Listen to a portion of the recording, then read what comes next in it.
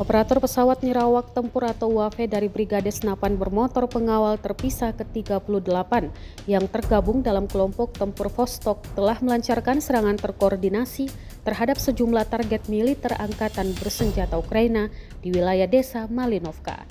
Dalam operasi tersebut, UAV Rusia berhasil menghantam berbagai sasaran penting, termasuk posisi penembakan Ukraina, sistem pertahanan udara, kendaraan militer, serta personel Ukraina yang berada di area operasi.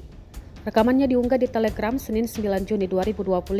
Serangan ini bertujuan untuk melemahkan kemampuan tempur Ukraina di sektor tersebut dan mengganggu jalur logistik serta pertahanan mereka.